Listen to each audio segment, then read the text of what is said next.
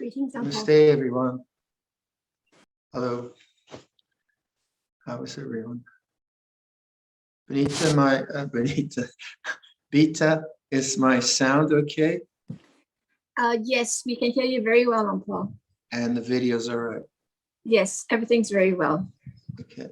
And I called you Benita because I saw Benita from New Zealand is here. She's an old friend. But you're Beta, I think, right? That's right. Very good. Okay, very good. Yeah, getting there.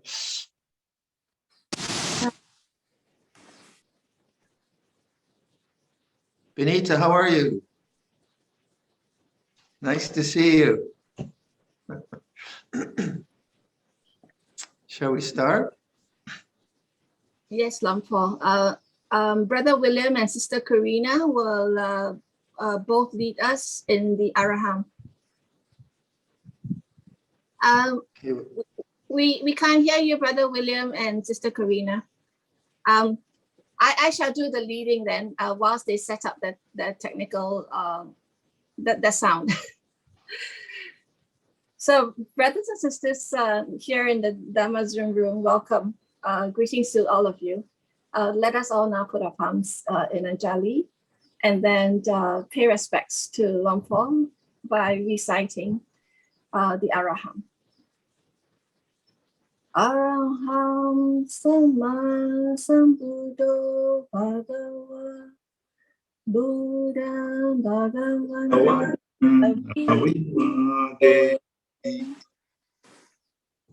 Swakato Bhagavata Dhammo Dhamma Namasami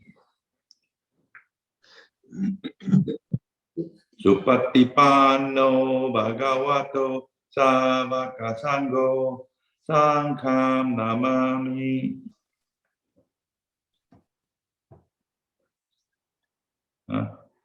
It was Dhamma talk. No. Pay 3 bows. Pay respect to Luang Por. 3 bows, please.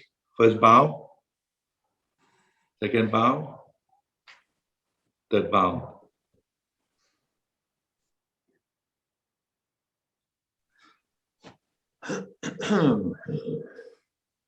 Nice to be with you.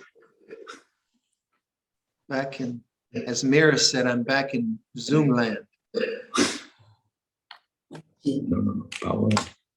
Shall we start with Beta, what, the usual, a half hour of meditation? Yes, please, Luang Por. And then a Dhamma talk? And Yes, so, please. okay. Yep. Okay. So if you can all get set up for a half hour of meditation, I'll give a bit of instruction and then we'll sit quietly and enjoy the silence.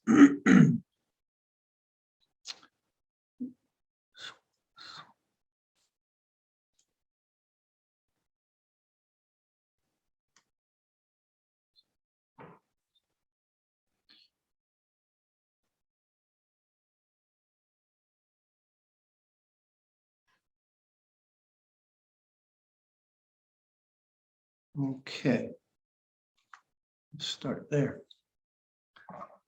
So close your eyes and come inwards. Get comfortable in your posture.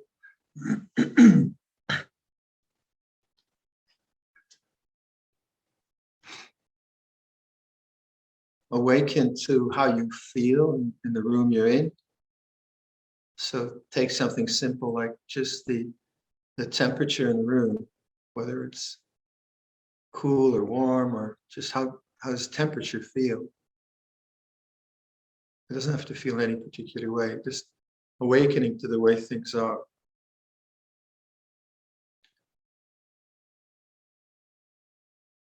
How the body feels sitting here. And then sound, let sound come to you.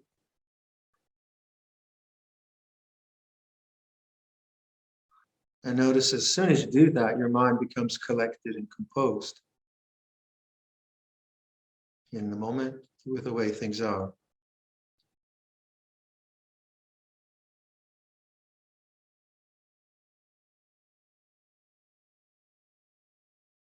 With sound, establish an attitude of welcoming attention. So you're welcoming the sounds, even the silence if it's very quiet, just welcome. So the attitude is very important. The attitude of being awake, opening, welcoming.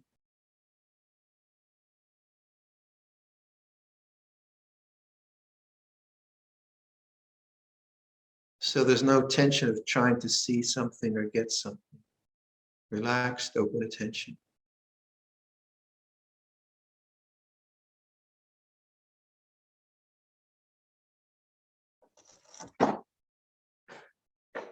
Feel the facial muscles. It's okay, just leave it.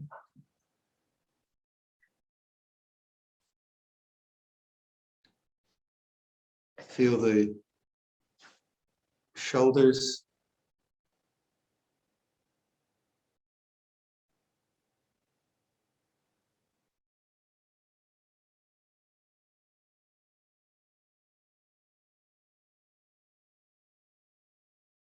Feel the torso. And keep maintaining the sense of open, welcoming attention. Feel the weight of the body on the cushion or on the chair.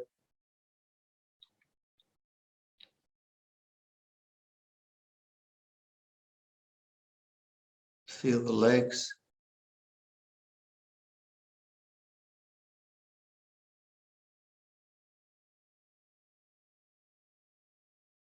And perceive this whole body. Feel the whole body as like a one mass of changing sensations. So it's not a concept, it's the experience of the body.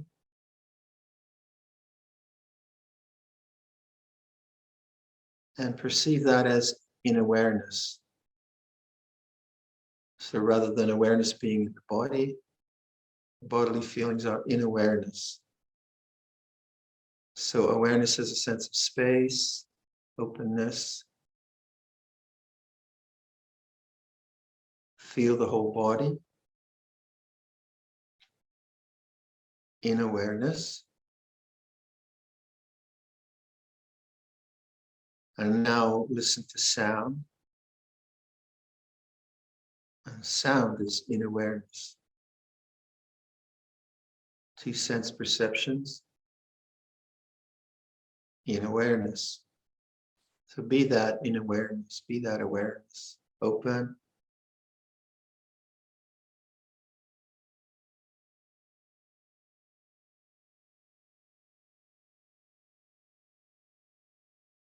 Again, we're cultivating an attitude of attention rather than experience.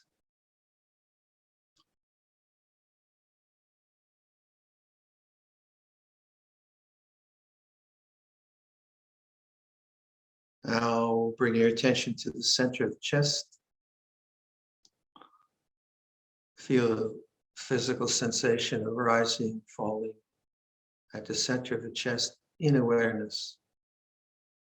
So it's not like a hard focus, open, attentive, more like just localizing our attention. Welcoming in and letting go out. So there's no sense of trying to achieve anything, just a simple being with the open heart on the in-breath and letting go on the out-breath.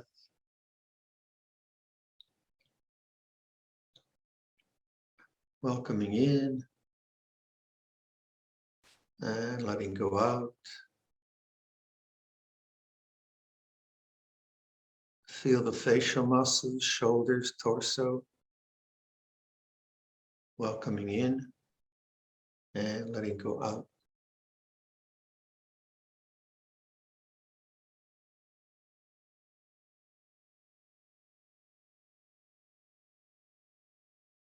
So let the body become conscious as sensation. Welcoming in, letting go out.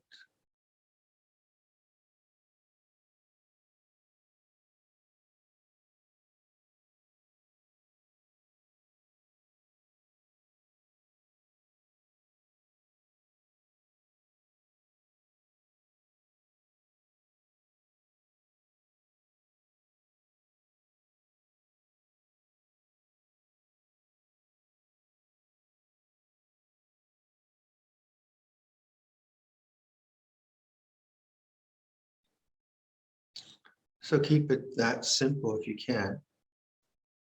And then surely thoughts will take over, and that's fine. When you notice that, come back to this open attention, welcoming, and then at the heart, and then the whole body, welcoming in, letting go out. So like calming, composure, non-becoming. Be very, very patient with the thinking mind. It has its own life, as it were. It comes and goes.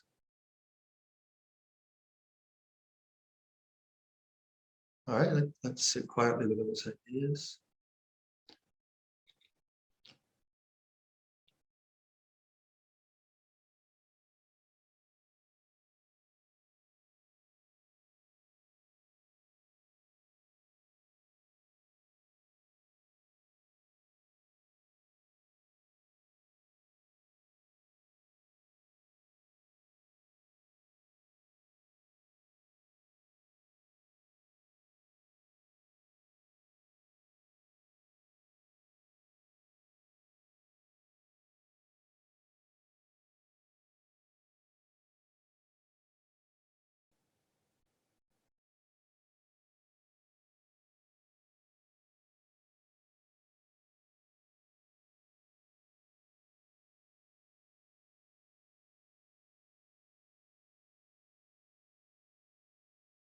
Notice how when your attention becomes narrowed by attachment to thought, you feel a certain pressure in the temples, your eyes might get tight. And don't try to get rid of thought, but see if you can just, on noticing thinking, just open your mind, become conscious of your face, become conscious of the temples, become conscious of the whole body, and open your attention. And you begin to see that awareness contains all these things, and that thought is in awareness. Thought comes and goes in awareness.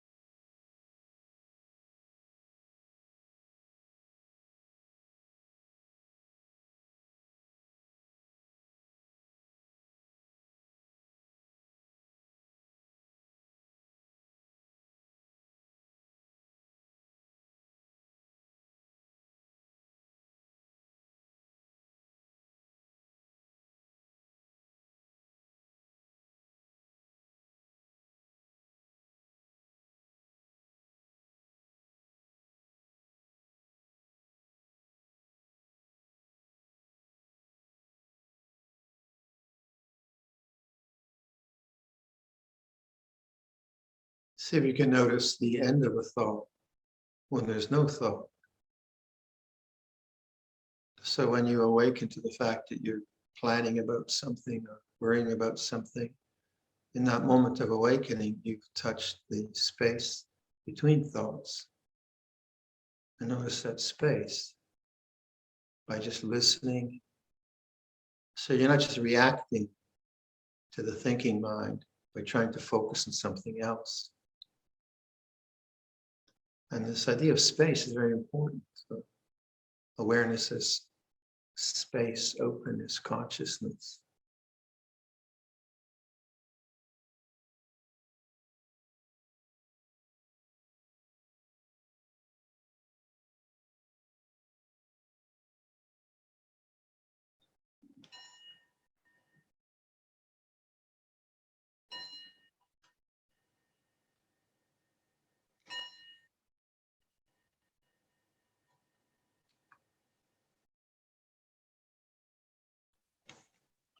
Luang Por will request for Dhamma talk.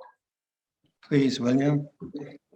Brahma Chaloka Dipati Sahampati Kaatan Jali Anan Divaram Ayachata Saanti Dasata Paraja Kajatika Dese tu Dhamma Anukam Pimam Pajam.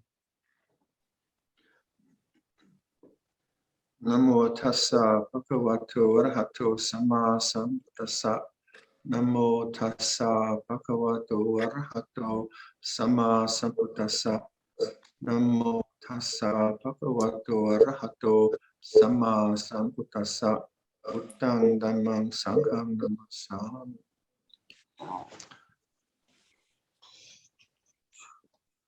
So hello again. Back in Zoom land. It was very nice to see so many familiar faces. It's quite a heartfelt sense of coming back to good friendships.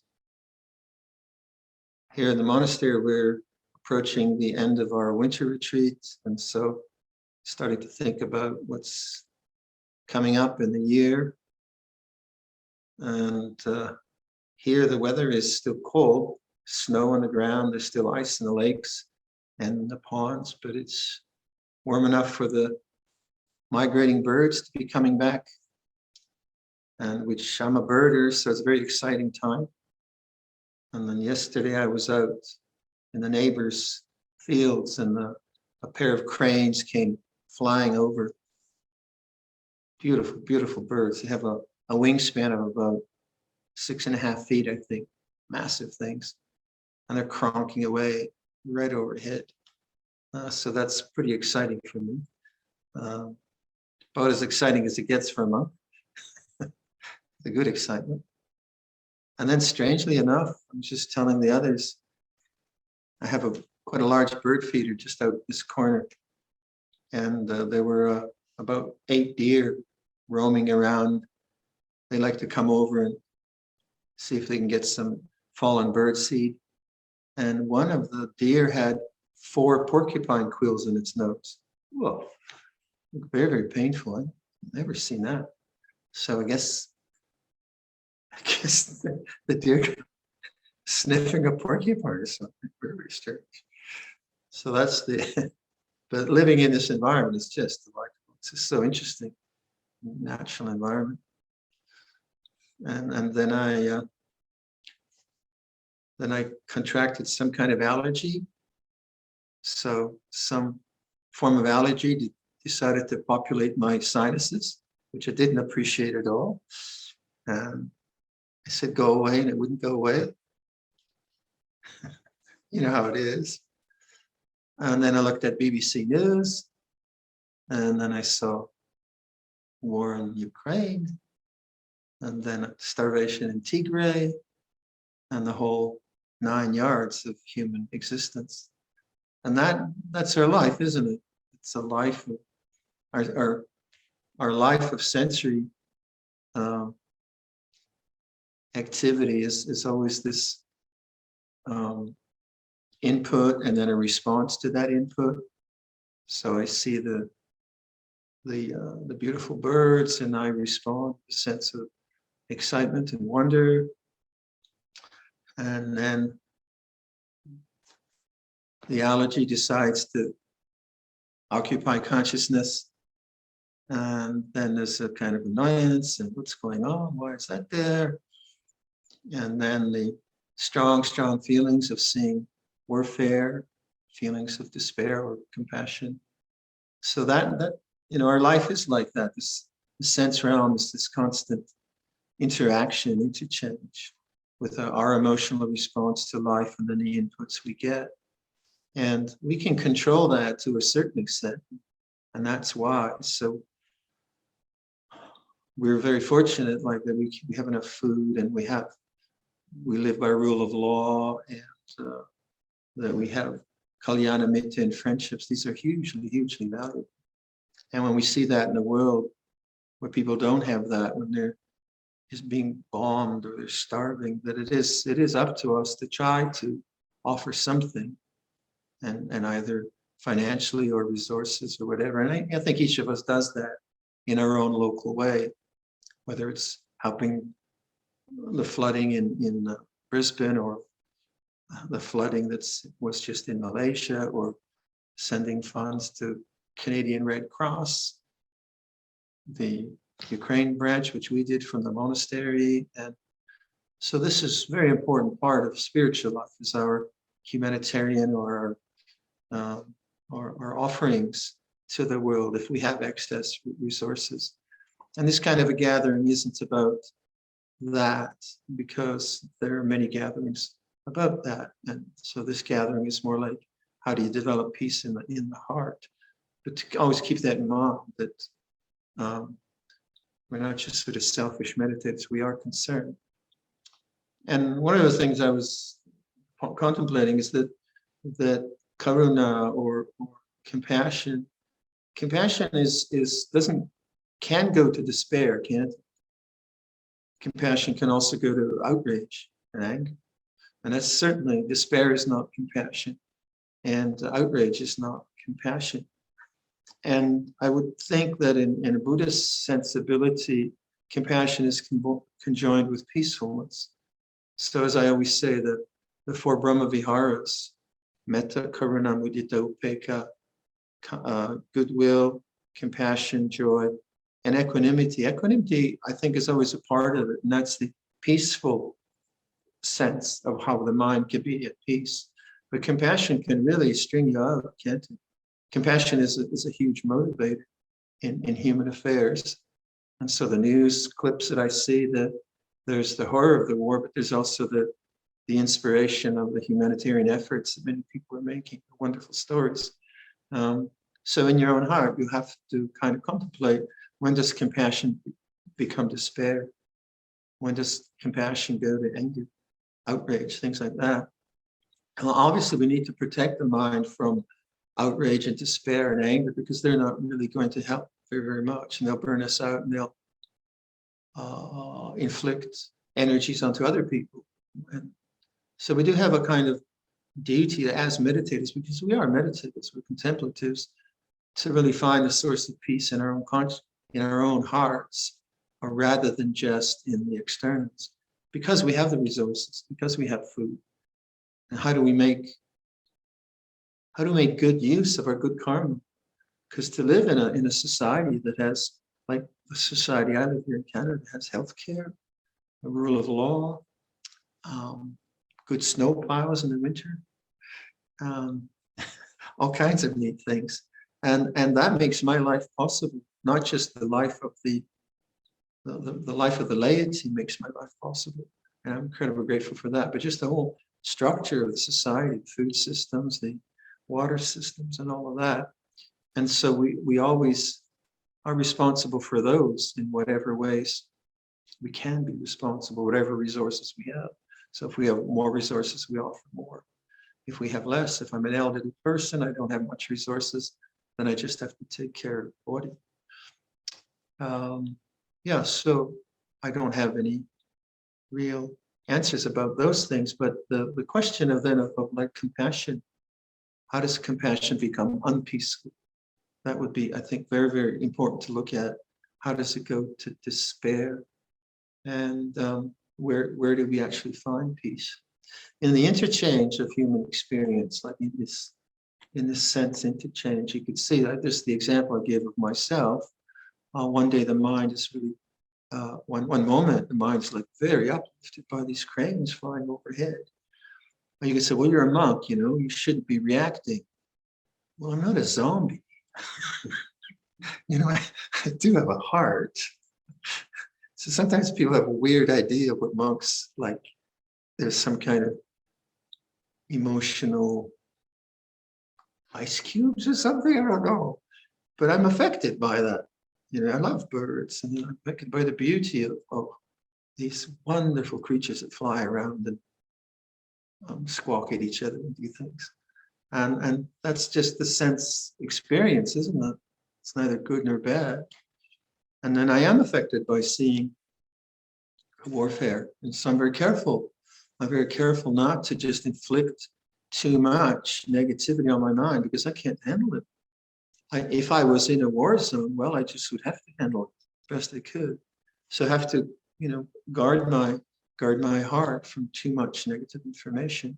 But I do want to know, this is my time. And my folk came from Eastern Europe, so this feels pretty close. I want to know, I want to be informed, but I don't want to be overwhelmed by that. So one of the things I do watch is like when compassion and metta, when they move to those negative states, I said, well, why is that? How can I return to compassion? So I think I was saying, I don't know if I said it last talk, but I got a picture of someone who was being evacuated from Kiev. And I just took that picture of an elderly lady, and I used that as a reflection on human suffering. And that brings a lot of compassion. But then when I go to too many stories about what's going on, I try to go to the humanitarian stories. I know what's going on. No, I don't need to know more than that. So each of us will have our own way of dealing with that. But do guard the heart and do contemplate. I think, what is compassion? What does compassion feel like? And how can I sustain that when one sees so many horrors? There's so many other things, right, in the world going on. So compassion is important, and to act on that in some local way, some small way. But that is what we call worldly life. And the worldly life is obviously very important to get that right. Because if you don't get that right, if I didn't have healthcare, if I didn't have heating, if I didn't have food, then I wouldn't be talking here. I'd be struggling and fighting for existence. So I'm very privileged. And so we all are. And how to use that privilege? And how can I use that well? How can I not just kind of fritter the time away with trivial pursuits? Although I enjoy trivial pursuits sometimes. I'm not totally against them. But life isn't all serious. It can be fun. But there is a more serious part to the religious life, isn't there? And so in the Buddhist models, you have what the goals are. I've been contemplating Sufism a lot recently in various ways, and how they talk, like the Sufis talked about practitioners as lovers, and love and God as love was very much part of their expression of the religious impulse. But it's a serious impulse. Spiritual impulse is a serious impulse in the sense that it does require quite a lot of dedication. And one of the way that you probably know, those of you who have listened to me talk, I use questions a lot. I just kind of like that way of playing with the mind and posing a question, which is a bit enigmatic or a bit Zen, I suppose. But that doesn't mean that I don't live my life as well. So first and foremost, the life of the sense experience that I have, I need to understand that. I need to live that well. And one of the things that I think we all understand is that sense experience itself is very fragile. You know, I see the cranes in the sky, my mind's elated, and then the allergy decides to take over my sinuses, and I'm not terribly elated. Thank you very much. So sense experience is fragile in that way. We can set up our environments to be as conducive to calm as possible, and we do. And so when I look at the screens, I see Buddha images in the background, and Richard's got a lovely tanka there in the back there, and so on and so forth. So we can do things with our environment, but even then, you get a toothache, right? Something happens. So the fragility of life isn't that negation of life, saying, oh, life is all terrible, and then we die. That's just pessimism. There is beauty, and there is comfort, and there is convivial relationships, and these are very, very important. The more we can cultivate those cultures of sanity and cultures of not just refinement, but cultures of where you can reflect, where life isn't just vulgar and distracted all the time. I think that's part of right living. And certainly I find the people that I hang out with and people come here, there is a sensitivity to kalyanamitta, spiritual friends. And that having that all in place is very important. So the kind of questions I've been sort of playing with during this winter retreat kind of are around consciousness. And you know, in Theravada, there is some confusion around this word consciousness, and it's used in two ways. One is consciousness, sound consciousness, smell consciousness, body consciousness, sight consciousness, taste consciousness, and mind consciousness. And these are always changing. So the sounds that I witnessed in this room during the meditation was the sounds of our HVAC system lightly in the background. It's changing, and then my bodily feelings are changing. So there's what we call sense consciousness, but a more fundamental kind of consideration. And this isn't just to be clever. I think it goes to the heart of the kind of seriousness of our spiritual aspiration. That what is most interesting for me and is a very sense of presence. Like right now, watching me, whatever you're feeling, is anyone absent? They're all present, right? Wherever you are, whether you're in Malaysia or you're sitting on an iceberg in Antarctica, you're all present. And that presence is there even if you're absent-minded. You might be thinking about the iceberg in Antarctica or about a hamburger later after the meal or whatever you might, but you're still present. Isn't presence. So I think last year I was kind of throwing out the question, is presence ever absent? Weird question, very sad. But what does that do? What does that do when you do? Well, to me, it's an involution. It's a turning inwards, because presence isn't something that you find outside. It's always there. It seems very obvious, but we don't tend to contemplate presence. We tend to be preoccupied with the objects that exist within presence. So you could call presence, you call it consciousness. Consciousness, just like you know that for sure right now that is consciousness. Is anyone unconscious? Please raise your hand. Oh, there's 10 people. I don't know. So this seems very, very obvious. So what's the point of this? Well, the questions I was posing to myself during this retreat, I'd say, like, where is consciousness? What do you mean, where is it? It just is. Where is consciousness? But when I pose that question without the addiction to thought, and here you have to learn how to ask a question without going to thought. Because if you go to thought, then that's just another object. And that's silly. So when I ask that question, where is consciousness? You're stuck here. And that's silence. But this has to be done actively. You can't just, well, that's an interesting idea, and then go have your hamburger. You know, you have to invest some time into this. So you ask yourself, where is consciousness? And that brings to a kind of silent knowing. So when is consciousness? Well, that's easier. Well, you say now. No, yeah, but when is consciousness? Then I was playing around with some of the monks. So one of the monks has an accounting background.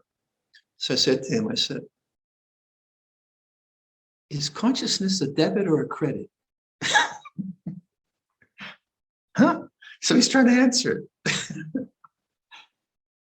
Is consciousness big? Now you do this with me. Ask that question, is consciousness big? What does it do to your mind? To me, it makes my mind silent. Does consciousness have a center? Same silence. I don't know about you. Is consciousness hot or cold? You can go on and on like this. But actually, each question is about the world. So the usual questions we ask about things are, when is it? Where is it? How is it? So when is consciousness? Like, is it at 6:45? It's not. And so this kind of questioning, I really enjoy. I mean, I do that a lot in my practice. It's not that I'm just a dithering doubter all the time. It's not that. It's just that you can use thought in a very skillful way, rather than just trying to get rid of thought. And the question of presence, to me, seems the most essential question, because all the rest, I know it's always changing and it's it's good, bad, and different, but it's presence. And to me, that is the serious investigation of the spiritual life. The other things that we do, metta bhavana, good works, dana, kalyanamitta, these create a foundation where this more perhaps subtle kind of inquiry can take place. The most fundamental question, if I ask you, who is conscious? Well, you'll say, well, I am conscious.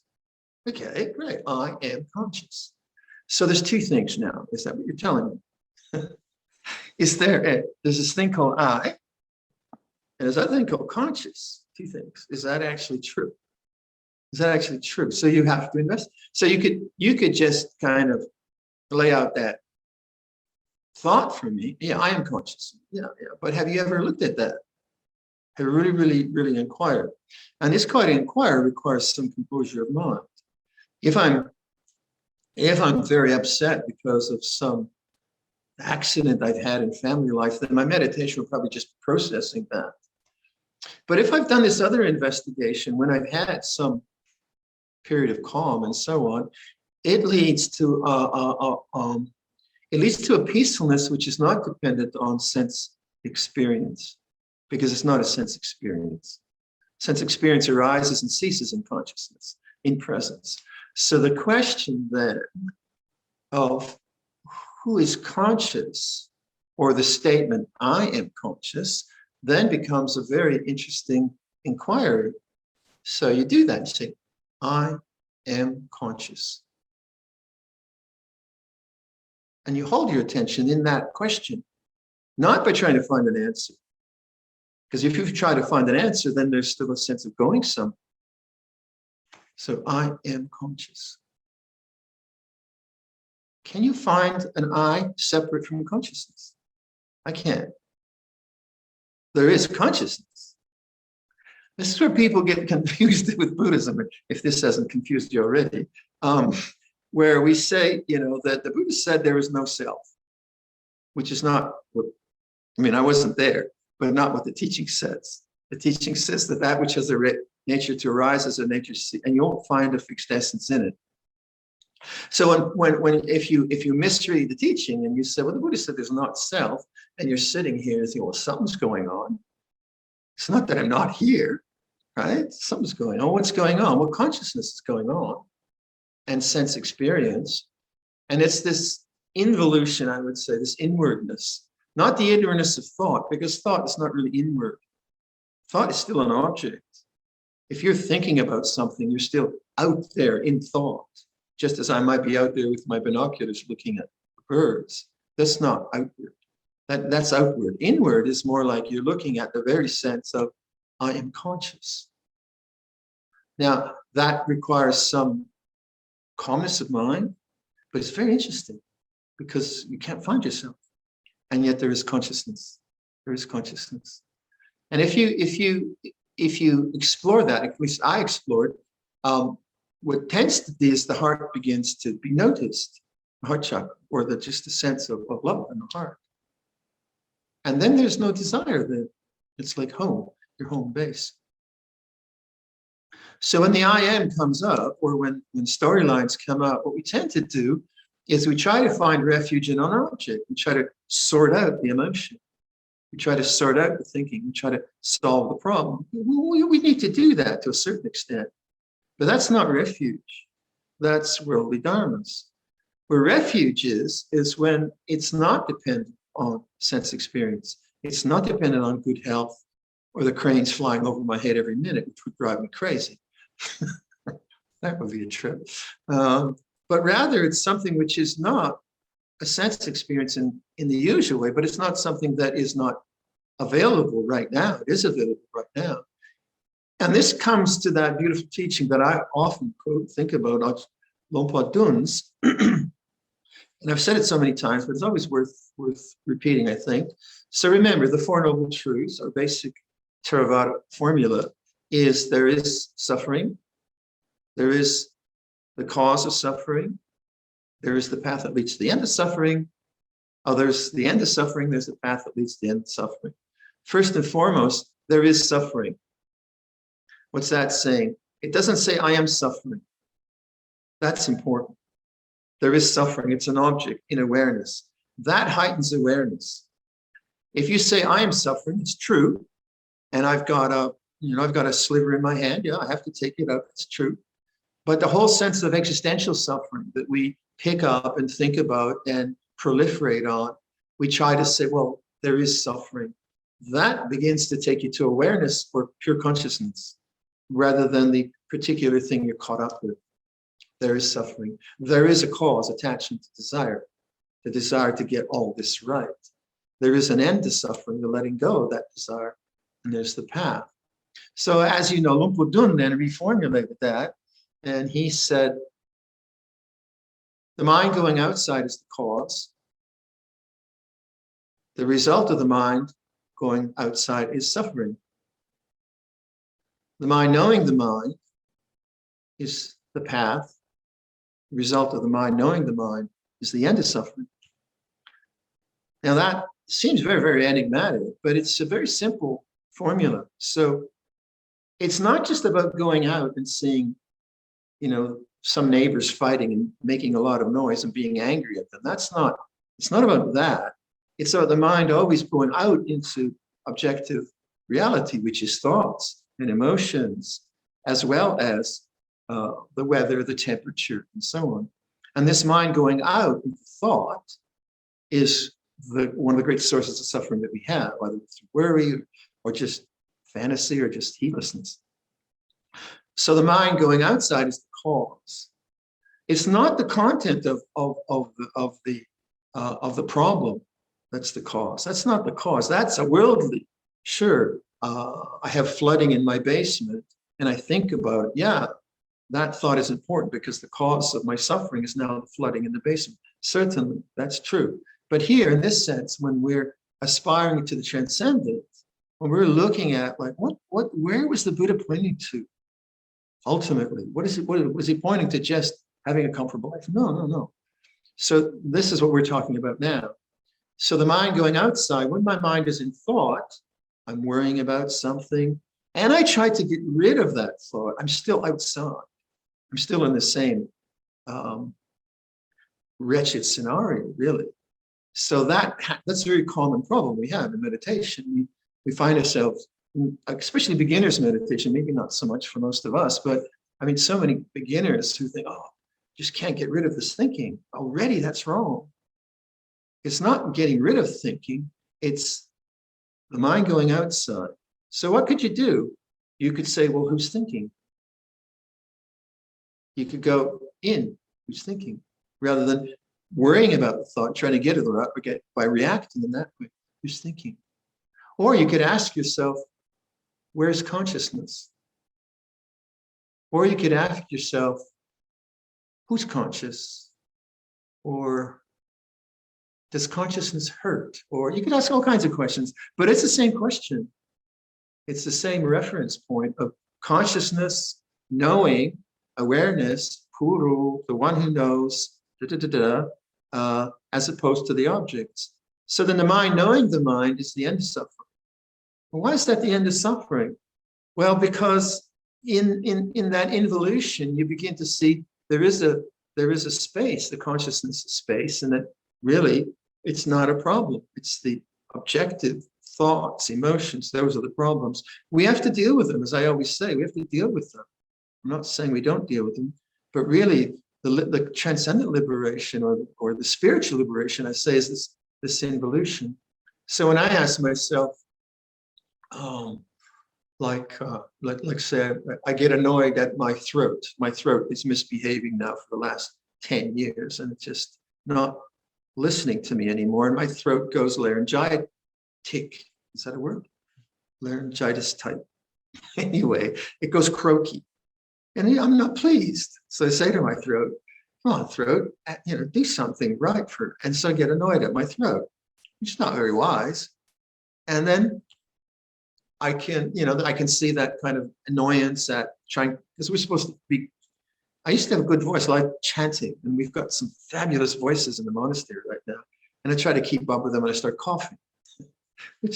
So I get annoyed, right? And that annoyance is that way. Now I can say to myself, well, what is consciousness? And as soon as I do that, the reference is no longer the voice in the throat, it's the space of consciousness. What is consciousness? And the mind relaxes. It's a refuge. Or where is consciousness? Or is consciousness have a note? I haven't tried that one yet. But you see what I mean? So in any given situation, as the mind is outside, caught up into whatever, how do you do involution? How do you come back to the mind, knowing the mind? And this is, I think, what we mean by letting go. It's a very difficult word, letting go. So often people ask, what do you mean by that? Well, what do you mean by that? Well, just Luang Por Viradhammo, when he's asked, let go, Ploi Wang. Okay, well, what do you mean by that? Well, for me, that's a very good model of letting go. There's my habits of annoyance or irritation or whatever might come up, worry about the body, and then what is consciousness? And wow, the mind relaxes. Or if I want to go to the heart, which is what I do all the time, but just like, who is conscious? Suddenly the throat is no longer the problem. And the irritation at the throat is no longer the problem. Yeah, and I still can chant. It's not like I go mute. The words are still coming out. But it just, it takes care of itself, really. I don't have to be doing it long enough. So it becomes a very interesting, who's chanting, or who am I? Who is consciousness? Where's consciousness? And the heart starts to feel love, because I think this is very, very important. But it's not the love of things. It's not romantic love. It's not an external thing. It's the center of I don't know what it is, but there it is. It seems to work. I don't have a theory for it.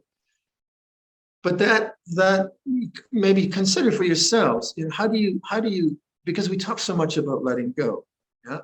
How do you see that in your practice? What does that mean? Does letting go mean that you don't feel things? That quite often people will say to me, oh, I felt, I felt so annoyed at my kids because, they were watching too many video games or something like that. I should have more metta. Is that it?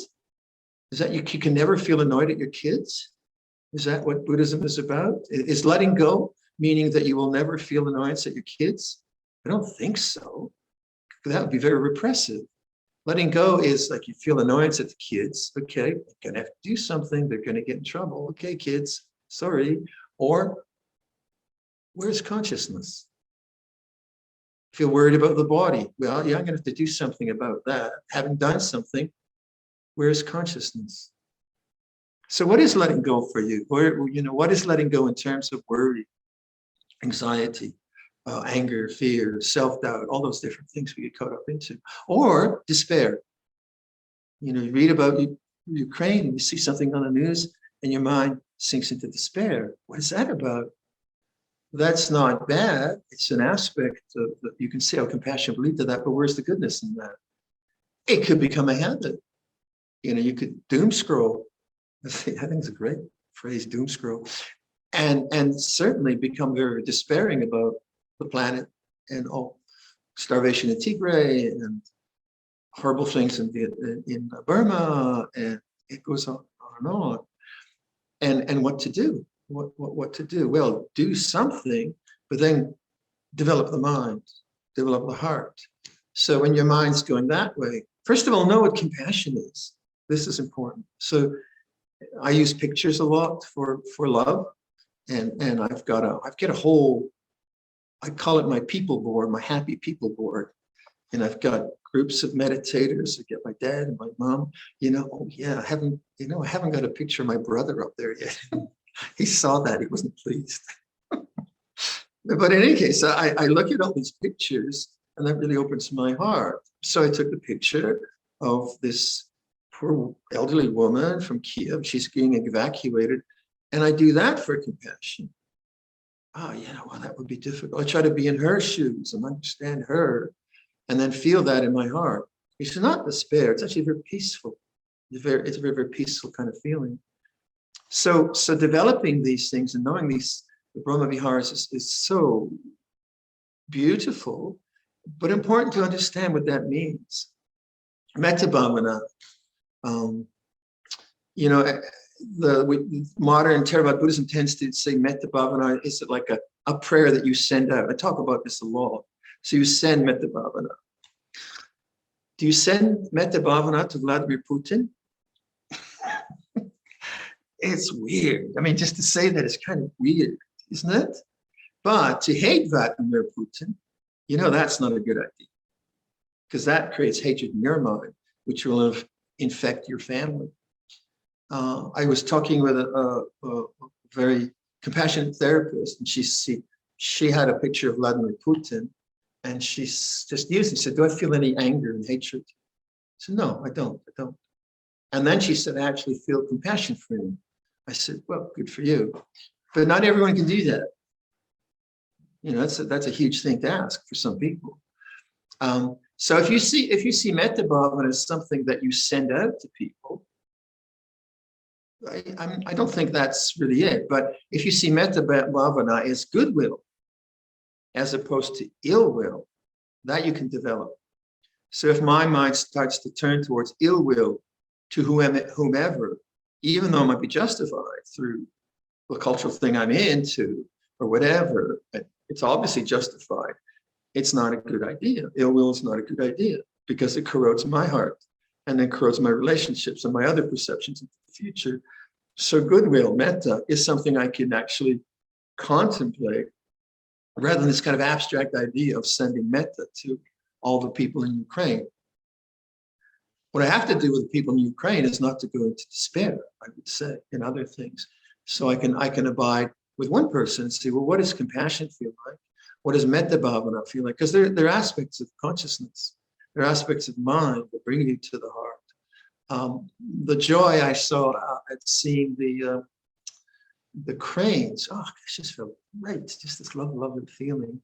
And then the upekkha, where's upekkha comes? And I think upekkha comes in this, what is consciousness? It's not dependent on conditions. Where is consciousness? Who is conscious? And then those questions, they're an involution, but you can't find anything. You just discover silence constantly, again and again and again. So the way we can develop very wholesome aspects of our being, of our emotional being, through these Brahma Viharas. But they're very realistic. There's something that right now, the effect of. So this is, I've been a monk for a while, so I do these kind of weird questions. But to me, that inquiry has always been very important since I was a samanera, some X years ago or whatever. That inquiry into being or presence or consciousness itself or awareness itself. What is that? What is that? Because that seems to be a central issue to the spiritual life. Different traditions will approach that in different ways. And our tradition uses the Brahma Viharas as the emotional component. And then we tend to say, be the, like Luang Por Viradhammo would say, now is the knowing, be the knowing. Puru in Thailand. So I hope that wasn't too confusing. Anyway, if you have any questions, this will be the time. So I'll finish there.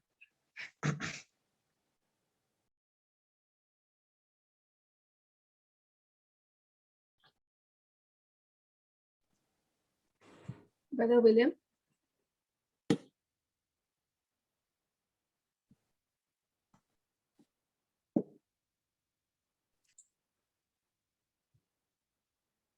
Brother William, would you like to offer Anumodana?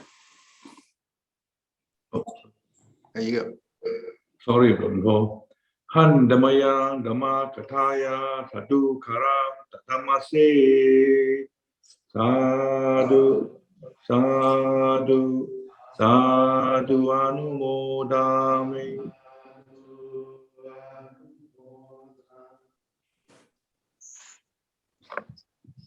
Thank you so much, Luang Por. We'd like to now open the floor for questions and answers, Luang Por. Please, yes. Right, so brothers and sisters, please feel free to click on the raise hand button and provide any feedback, comments regarding today's talk, or if you have a question, please feel free to ask.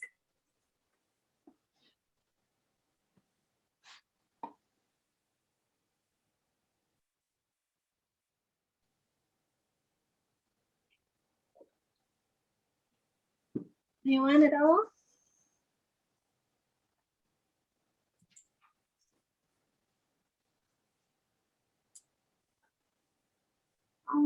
You can also type the question down under the chat, and I will help to read it out to Luang Por.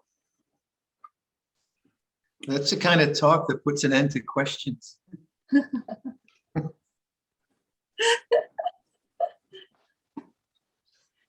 I'm good at that. Because if you ask me a question, say who's asking. Okay, so William and Karina, you have a question. Please feel free to unmute. Lompo, you use the word awareness and use the word consciousness. Are they interchangeable, or does it sound like it means the same thing, does it? I don't know what the texts say, but I just do simple things like, forget about language right now, and just go to the sense of presence. And what do you call it? You could call it presence. You could call it consciousness. You could call it knowing. Right? You could call it awareness. So it's not so much about a choice of language, because language is always, differentiates. And so it depends on how you use language. So you get some use of language in the texts, like consciousness is used in a couple of ways and so on, and that'll get you confused. So what language would you apply to the sense of presence? That's what I'm talking about. And why I throw in a bunch of words, because they are interchangeable. But I'm not advocating just one word means one thing. That's the misuse of concept. Concepts should be for reflection rather than for belief. So, if you get a hardcore believer in something, like I think that story I told you when I was in Singapore, where I was at a dana in Sri Lanka, And there was a fairly, maybe 20 people at the dana. And I used the word, I think, nirodha in an unconventional way, but just as reflection. And this one lady who was a Pali scholar, she went for my jugular. She like just tore into me. You can't use that word that way. That's so wrong. And whoa, it's just a word, lady. And I could see that she was so fixed that language only means one thing, that there was no room for reflection. And fair enough, she's a Pali scholar and I'm not, so I just conceded defeat. But the point was not the word. It was like reflection. So what word might you use? Because the sense of presence is not that difficult to suss out, right? But does it have a language? So, whatever language you're using for that, turn to that, use that language. So I'm using consciousness in this sense. So Theravada people will argue, oh, but vijnana is anicca dukkha anatta. I say, yeah, I know that. But what is that sense of presence? What is that? And how does that relate to the unconditioned, the uncreated, unborn? So when I ask questions like, does consciousness have a taste? Niraso. Does consciousness have a taste? If I ask the same question, does Nibbana have a taste? Same answer. Tasteless. Not in terms of bad taste. Or does consciousness have a smell? There is smell coming and going in consciousness, but does presence have a smell? Does the unconditioned have a smell? Does Nibbana have a smell? Akalika Dhamma, when is consciousness? Here and now. And Akalika Dhamma, here and now. So you can start to play around with this language and see that the language that the language of the world, when you apply it to consciousness, doesn't work. In the same way that it doesn't work when you think about the unconditioned, the uncreated, the unoriginated, the unborn, Nibbana. Doesn't work. The unborn, when was the unborn? How big is the unborn? And so on and so forth, right? So I don't want to confuse you with language, but realize it's not, don't try to figure this out with thought. Because if you go to thought, you'll say, well, is it awareness? Or is it satipanya? Or is it sati sampajanya? And you'll just be caught in thinking. But what I'm advocating here is to go beyond thought by presenting a thought which stops the mind. You see what I mean, huh? And doubt, in this case, is very hard. The doubting mind just loves to then grab hold of this kind of talk and think. And think and think and think. And that will take you to, well, you'll have to have your hamburger. You'll need some distraction because it won't work. So it's you find that a lot, like in Zen and traditions like that, the posing of a question to brighten the mind and make the mind attentive to the way things are. All right? Okay. Thank you. Right. Feli. Feli, yes, that's right. Feli.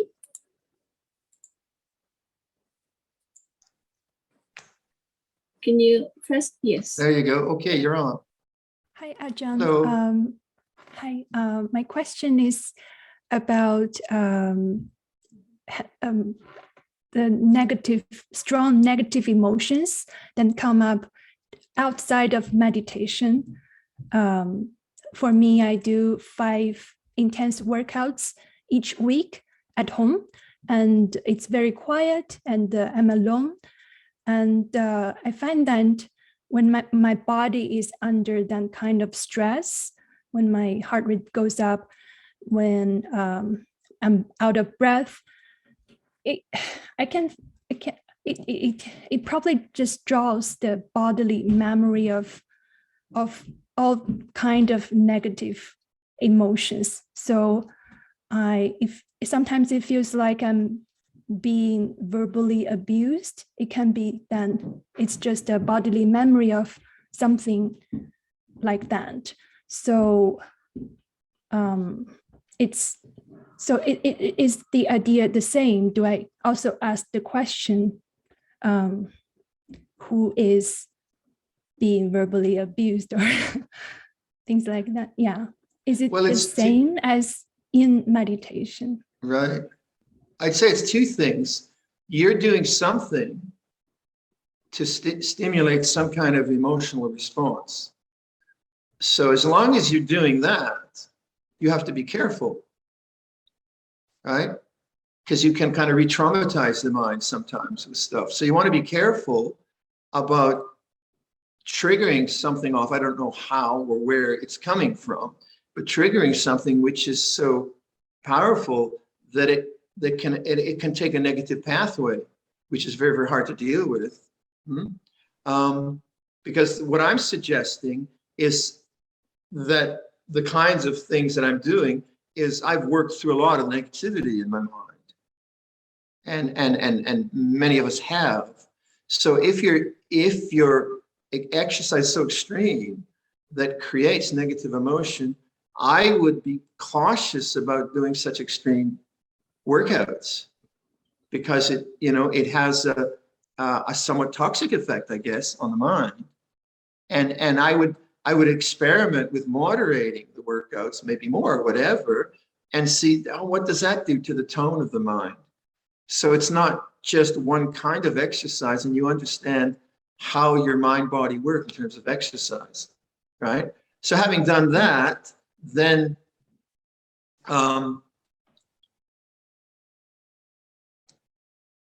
you would have strong body awareness, correct?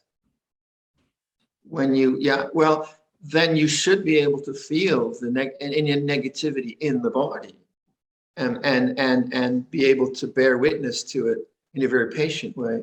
But I would be careful about just triggering stuff which is so very powerful that it becomes confusing. You could, if you moderate it, I'm just guessing, I'm not sure, you have to reflect yourself, but if you did a kind of moderate workout, say, well, what's the effect on the mind? Because in the end, you want the effect on body and mind to be wholesome, and you want the strengths of love and compassion to be encouraged constantly, and then the power of the negative things you want to be very, very careful of, because they are powerful energies in the universe.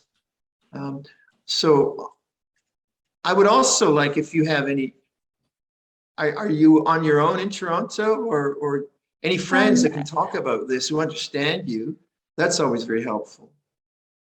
Yeah, I work with a therapist who does psychodynamic therapy, who maybe can find the roots of these things. Right. So, yeah, because sometimes we know where these things come from, sometimes we don't.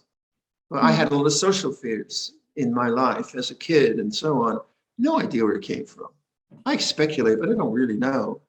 But if you have the thing about what little I know about psychology is that you can't re-traumatize things in a way which is not very helpful. And yet to witness old traumas mindfully can be helpful, because it can normalize them more. And I think your therapist would be the best to walk that through with you, because you want to talk to someone who can, this is what I do, and this is what happens. What do you think? What's going on? I've never been one to encourage extremes. If things come up, fine, and know them. So when the mind goes to extremes, I usually find people don't have enough mindfulness. They don't have equipment to actually to witness it. It can be too powerful. Again, I don't know how it is for you, but it's a good one to talk through with someone. It did come up this morning when I wasn't doing any kind of exercise. So I had the chance to meditate, and during the meditation, I witnessed the ceasing of these emotions. So yeah, I guess in meditation, I have more capacity deal with or to Right. witness it. But in workout, maybe I have less capacity, Yep. but I still feel it's very interesting. Good. And it Okay. comes up every time I do Yeah. intense workout. Well, I mean, the fact that you can witness it means it becomes normal in the sense it doesn't overwhelm you. That's excellent. Again, with the workout, moderate it, see what happens. Because you seem to understand what the pattern is. It's just the pattern becomes so extreme, I suppose, in the exercise. It's interesting that way. Yeah. But you have enough awareness that I think you can work it through and understand. Okay. Thank you. All right. Good luck with it. Malika, Malika. how is the flooding in Australia? Malika, you gotta press Mute. unmute. Okay. There you go. You're on. Can you hear me, Ajahn? Yes, I can, Malika. Okay, greetings, Ajahn. And first of all, I must thank Beta and the team for hosting all these beneficial Dhamma talks. Ajahn, my question is like consciousness. We can, in the Dhamma, there are different meanings at different times, like consciousness in the five aggregates, consciousness as an element, and then independent origination. And how do you just, is it the... Well, there's another way to talk about consciousness, which is it's not the divided up consciousness of the five khandhas. What is it? Anidasanang Sabatopabam, which is English, formless, unending, all illuminating. And that way of talking about consciousness is not so prevalent in the suttas. So mostly you see these other ways. And that way of talking about consciousness is trying to somehow relate it to the unconditioned, the uncreated, the unoriginated, the unborn. If you want to understand that more, I suggest you go to Ajahn Amaro and Ajahn Pasano's text on Nibbana, what's called The Island. If you look it up on one of the websites, The Island, and go to chapter 8, I think. Go to start of chapter 8, and he talks about that in the first 2 pages very, very clearly. And that's where the confusion does come up in Theravada Buddhism. So look that up. And I think it's chapter 8. Yeah, I think so. Have a look at that, read it through carefully, and then get an idea how this word can be confusing, because in the five khandhas formulation, it's anicca dukkha anatta, but there is this way of trying to relate it to the nibbana aspect, or the unconditioned, the unformed, that kind of thing. Okay? So you'll find a digital copy. Yeah. You find a digital copy in most of our websites. Yeah, I have the book, Ajahn. Oh, okay. Yeah. Chapter 8. Yeah, and then, so in pure consciousness, there's no suffering? In pure Suffering consciousness. arises and passes in the body in sense experience, but there's no suffering. There's no one suffering. Okay. The trouble when you say no suffering, that sounds like the Buddha never got sick. But obviously there was sickness, right? But that's why the non-suffering in a Buddhist sense is not about physical discomfort and so on. It's about a mind released from the attachment. And moving towards that is the way to do it. That's the avenue. Thank you, Ajahn. Thank you so much. Great. Thank you, Good question. Bika. Thank you. Okay. Thank you, Good Malika. question. Right. I'd like now to invite Flora. Flora. Flora, if you can hear me, can you please press unmute?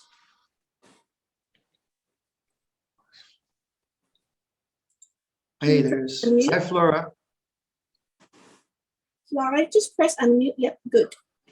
Okay. Hello, Ajahn. Hi, Good Flora. evening. Thank you very much for your Dhamma talk. It was very helpful. I think a lot of us are struggling with some of the issues that you touched upon. I guess an extension of that is if we're witnessing extreme suffering of others and we're unable to really affect or diminish that suffering, how do we keep ourselves from going into guilt? Right. Well, can I describe who you are, Flora, a bit for people to give a context? Certainly. Yeah. Certainly. So Flora is, her background, her parents came from Poland, and Flora's work taught in all kinds of justice issues in Cambodia, refugee work, UNHCR, so many good things that Flora's done. And recently she was working in social justice issues for the Canadian government in Ukraine. So she has a lot of contacts in Poland and in Ukraine. So it's this very, very intensely significant. Is that kind of covered, Flora? Yeah. Okay. So, well, again,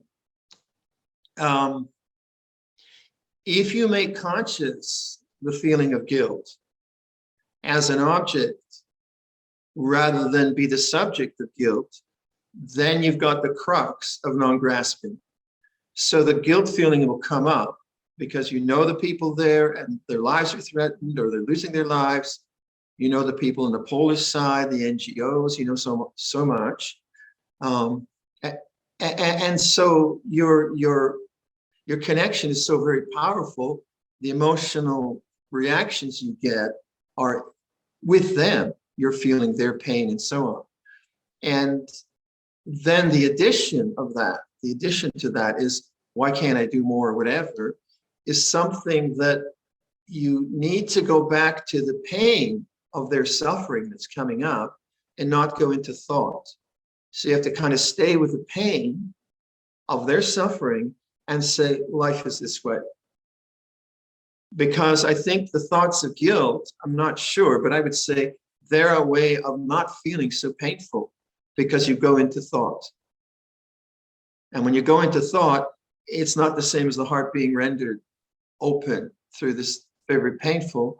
But I would suggest that staying with the heart, although it rips it open, then takes you to the great compassion. But then you have to combine it with, and the world is this way. Even this horribleness is this way. Easy for me to say, right? But difficult to do. And you're a very compassionate and engaged person all your life. You have been that way. So there's that extra dimension of the beauty of your giving, like with the Cambodian kids and all of that, which is really beautiful. But that does mean that you have an extraordinary sensitivity to the issues because you're so dedicated to that.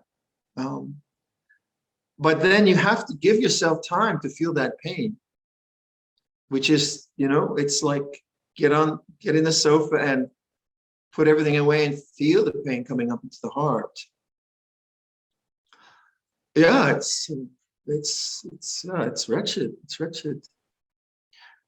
Flora, could I maybe, you sent me the list of the organizations to donate to, and we sent a donation to Canadian Red Cross and so on because they match our donations. But would it be okay, Beta, if we put that up on? Yeah. So Flora, if you got that to Beta, folk might want to know, who the organizations that you trust, so on and so forth. That would be good. Thank you. Yeah. If I can get Beta's email address. Okay, Beta, you can do that, yeah? Okay, great. Thank you. All right. Come and visit, Flora. Hmm? Come and visit. It's springtime. Thank you. I will. Thank you, Okay. Ajahn. Right. Thank you. It's also special people like Flora and many around the world that's doing all these work silently and in helping people who are suffering that we also want to honor and pay respects to as well. So thank you so much, Flora, and your friends and your community.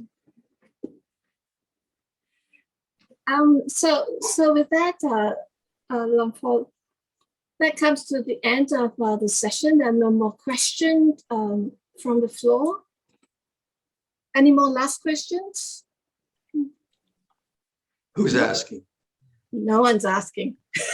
Who's asking? Oh, there's one last if Luang Por, if got time. Anna Fisher. Anna. Hi, Anna. Anna, can you unmute Can you yourself? unmute? Almost. One You more can time. do it. Yeah. There you go. It's not You're my in. question. I just wanted to say there's a question in the chat from Ralph and Aloka. Ah, The question in the chat. my Kalyana Mita Aloka, she says, how does compassion lead to rage? How does it lead to rage? Well, like you see someone being tortured, and you feel, oh, it's so painful to see that, and then the mind goes, how could they do that? How could they possibly do that? But it's so wrong. They couldn't do that. It's just so wrong, and the mind just goes off into revenge, hatred, and so on. And so to stay with the compassion, you have to stay with that person. But you don't want that person to suffer, and someone is causing them to suffer. So you go to that person that's causing them the suffering, and you hate them. To actually stay with this person's suffering is very painful. It's very painful. And you can't do anything about it. You can't do anything about it. So that's why you have to be careful of how much you kind of take on in the heart, if you have a choice. Some people are very, very resilient. Like Benita's daughter, who's on this chat, works for the UNHCR, and she's worked in Syria and Afghanistan for years and years and years. And she's terrific. She's a terrific woman. She must just have such a strong constitution to deal with these complex things. Others don't have such a strong constitution. So there has to be some wisdom. And if you have a choice, how much you're going to engage the heart with these things, if you have a choice. If you don't have a choice, you do the best you can. But to see the difference, to see what is really compassion, sustained compassion, what that is an interesting, an important contemplation right now with all this happening. Does that answer Aloka's? Does she chat anymore? I don't have the chat line open. I'm just chatting. So. Yes. She's put her thumbs in Anjali. She says thank you. Okay, Alok. Okay. So, there you are, Ralph and Aloka. I got you there on the screen. Shall we call it a day or an evening? Yes, Luang Por, that would be the end of today's session. Before we call it a day, can we invite Luang Por and the Ajahns to lead us in the chanting on the Buddha's words on loving kindness? This is what should be done. This is what should be done by one who is skilled in goodness and who knows the path of peace. Let them be able and upright, straightforward and gentle in speech, humble and not conceited, contented and easily satisfied, unburdened with duties, and frugal in their ways, peaceful and calm, and wise and skillful, not proud and demanding in nature. Let them not do the slightest thing that the wise would later reprove, wishing in gladness and in safety. May all beings be at ease. Whatever living beings there may be, whether they are weak or strong, or omitting none, the great or the mighty, medium, short or small, the seen and the unseen, those living near and far away, those born and to be born, may all beings be at ease. Let none deceive another or despise any being in any state.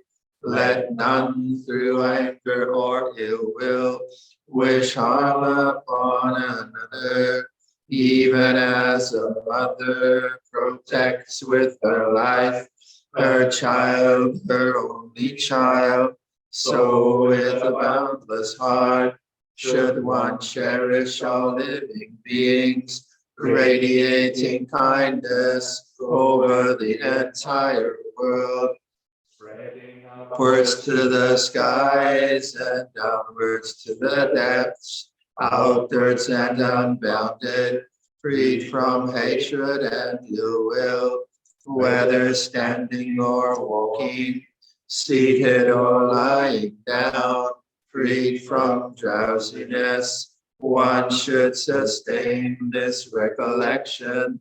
This is said to be the sublime abiding, by not holding to fixed views, the pure-hearted one, having clarity of vision, being freed from all sense desires, is not born again into this world. Brothers and sisters, please put the palms together on the jali. We pay respect to Luang Por together. Arahan Sama Sambuddho Bhagava Buddham Bhagavatam Avivadevi Swakato Bhagavata Dhammo Dhammam Namasami Supatipanno Bhagavato Sarakasango Sangham Namami. First bow, second bow, third bow. Thank you, Luang Por. Okay, nice to be with you. See you next time. Keep faith.